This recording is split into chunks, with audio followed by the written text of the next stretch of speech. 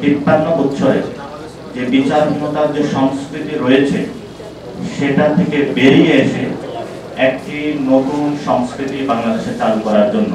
কিন্তু যখন জাতিসংঘের মতো আন্তর্জাতিক একটা বডি থেকে, যেটা গোটা বিশ্বের কাছে গ্রহণযোগ্য, এরকম একটা রিপোর্ট বা প্রতিবেদন বের হয়, সেটাকে কিন্তু উড়িয়ে ফেলাটা অত সহজ নয়।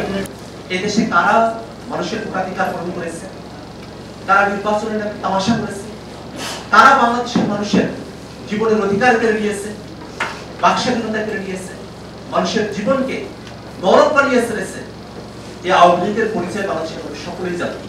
কিন্তু যখন জাতিসংঘের মতো আন্তর্জাতিক একটা বডি থেকে, যেটা গোটা বিশ্বের কাছে গ্রহণযোগ্য, এরকম একটা রিপোর্ট বা প্রতিবেদন বের হয়, সেটাকে কিন্তু উড়িয়ে ফেলাটা অত সহজ নয়। এবং এটা আমাদের জন্য অত্যন্ত গুরুত্বপূর্ণ ছিল এই পয়েন্টে, যখন নানা ধরনের প্রশ্ন উঠছে বিচার বিভাগের স্বাধীনতা নিয়ে এবং অন্তর্বর্তীকালীন সরকারের ক্ষমতা বা কম্পিটেন্স নিয়েও নানা ধরনের প্রশ্ন উঠছে।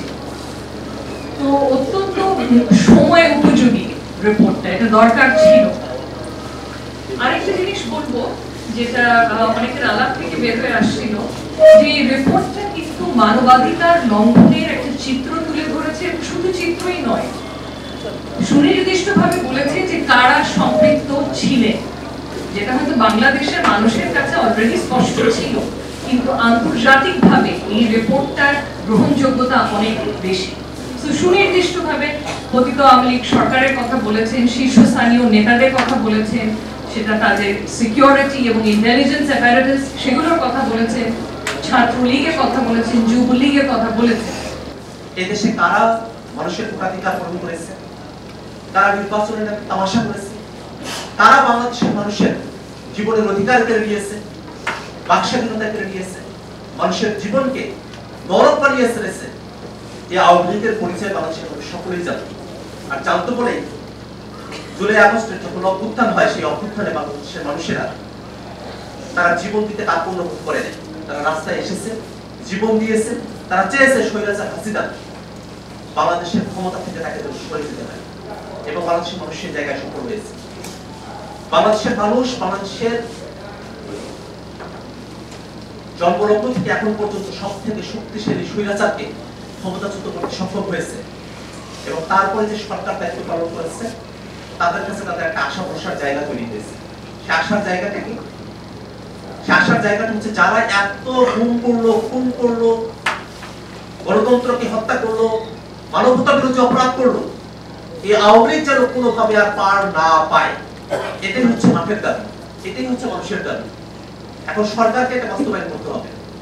আন্তর্জাতিক অপরাধ ট্রাইব্যুনাল তারা কিছু সংস্কারের মধ্য দিয়ে গিয়েছে, কাজ করছে, কিন্তু এখনো অবধি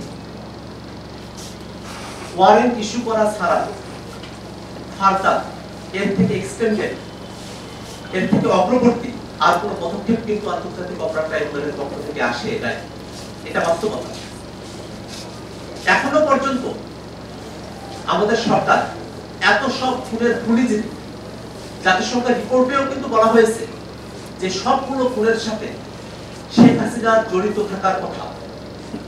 শেখ হাসিনা ভারতে বসে এখনো পর্যন্ত উস্কানি দিয়ে যাচ্ছে, কিন্তু আমাদের সরকার ভারতের সঙ্গে এখনো পর্যন্ত শেখ হাসিনাকে দেশে ফিরিয়ে নিয়ে এসে বিচার করা হবে এই আলাপের মধ্যেই এখন পর্যন্ত যেতে পারেনি।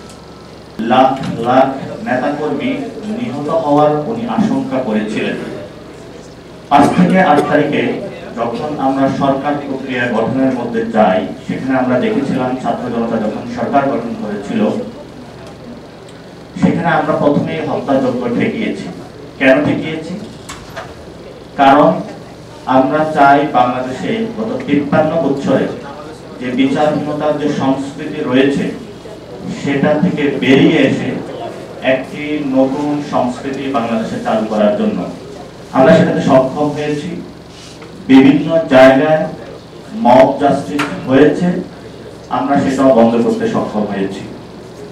এর মধ্যে কিছু কিছু মব জাস্টিস এখনো চলমান রয়েছে, আমরা প্রতিনিয়ত সেই বিষয়ে কার্যকরী পদক্ষেপ গ্রহণ করছি, যাতে বাংলাদেশে কোনো ধরনের মব ট্রায়াল বা জাস্টিসের মধ্য দিয়ে কোনো মানুষকে বিচারহীনতার সংস্কৃতির মধ্যে ফেলে দেওয়া না হয়।